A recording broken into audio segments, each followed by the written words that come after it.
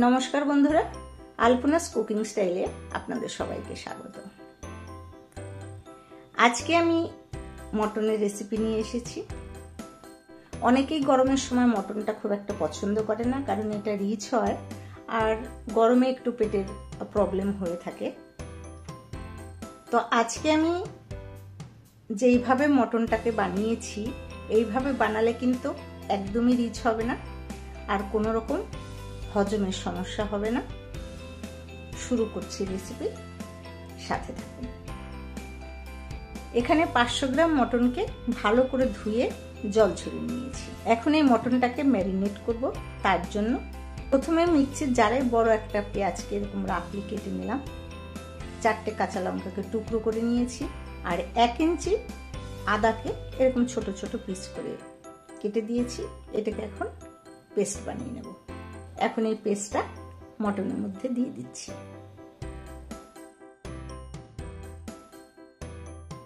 এর মধ্যে টক দই দিয়ে দিচ্ছি।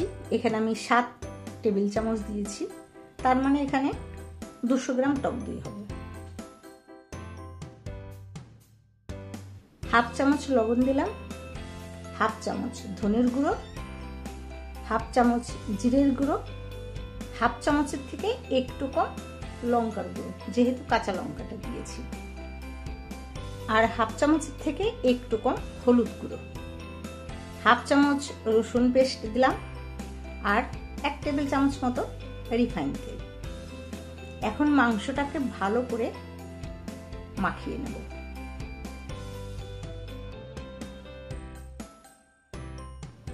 মটনটাকে ভালো করে মাখিয়ে নিয়েছি। এটাকে এখন আমি 1 ঘন্টার জন্য ঢেকে রেখে দেব। আপনাদের হাতের সময় থাকলে 2-3 ঘন্টাও রাখতে পারেন বা প্রয়োজনে ওভারনাইটও ম্যারিনেট করে রাখতে পারেন।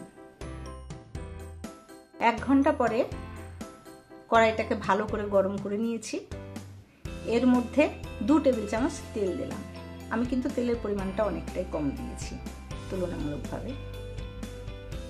তেলটা গরম হলে পরে এর মধ্যে 2টো তেজপাতা, 2টো শুকনো লঙ্কা, 1টা বড় এলাইচি, 3টে ছোট এলাইচি, 4-5টা লং আর 2 খণ্ড দারুচিনি। আর গ্যাসের ফ্লেমটাকে কম করে এটা একটু হালকাভাবে ভেজে নেব। মশলাটা থেকে যখন গন্ধ বেরোচ্ছে তখন এর মধ্যে একটা পেঁয়াজকে এভাবে কুচিয়ে কেটে দিয়েছি। পেঁয়াজটা যখন একটু লাল লাল মতন ভাজা হয়ে যাবে তখন এর মধ্যে ম্যারিনেট করা মাংসটা দিয়ে দিলাম।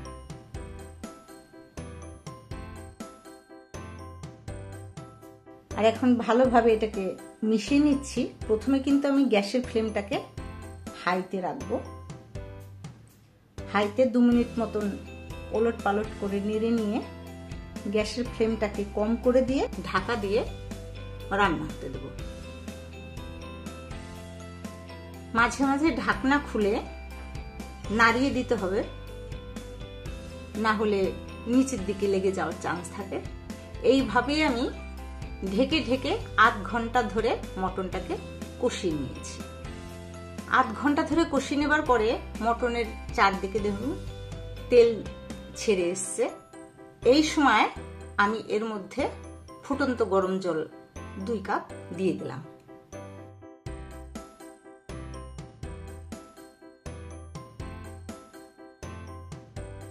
জলটা দিয়ে মিশিয়ে নেওয়ার পরে যখন বলক আসবে তখন আবার ঢেকে দেব। এই সময় গ্যাসটা কিন্তু মিডিয়াম ফ্লেমে রাখবো। এই মাংসটা কিন্তু ঢেকে ঢেকে রান্না হবে, তাহলে বুঝতেই পাচ্ছেন মটন রান্না করতে কতটা টাইম লাগে।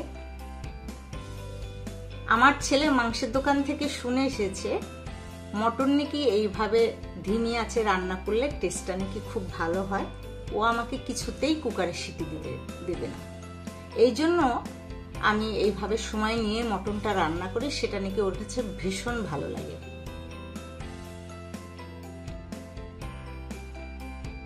দু কাপ জলে কিন্তু মটনটা সেদ্ধ হয়নি। জলটা একবার কমে যাওয়ার পরে আবারও আমি 2 কাপ গরম জলের মধ্যে দিয়েছি। আপনারা হয়তো ভাববেন এক সময় কেন জলটা দিলাম না।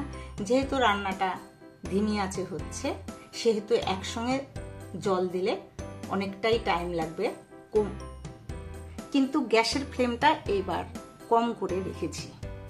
যতক্ষণ না মাংসটা নরম হচ্ছে ততক্ষণ পর্যন্ত কিন্তু রান্না করে যেতে হবে। 2 ঘন্টা মতো টাইম লাগবে এইভাবে রান্না করতে হলে। তো মাংসটা মোটামুটি রেডি। এখন 1/4 চামচ আমি গরম মশলার গুঁড়ো দিলাম, যেটা লং, এলাচ, দারচিনির পাউডার করে রেখেছিলাম, সেই গুঁড়োটা দিলাম। আর 1 চামচ ঘি দিলাম ওপর দিয়ে। এখন মাংসটাকে হালকা হাতে নাড়িয়ে ঢাকা দিয়ে গ্যাসের উপর রেখে দিলাম। আপনাদের হাতে সময় থাকলে অবশ্যই একবার এইভাবে রান্না করে খাবেন। আর এই রান্নার প্রসেসটা যদি আপনাদের ভালো লেগে থাকে আমাকে কমেন্ট করে জানাতে পারেন। যে সমস্ত নতুন বন্ধুরা আমার চ্যানেলে প্রথমবার এসেছেন তারা প্লিজ সাবস্ক্রাইব করবেন। আর ফেসবুক পেজ থেকে দেখলে আমার চ্যানেলটিকে ফলো করবেন। ভালো থাকবেন সবাই। আজ এই পর্যন্ত, আবার আসবো অন্য কোনো নতুন রেসিপি নিয়ে।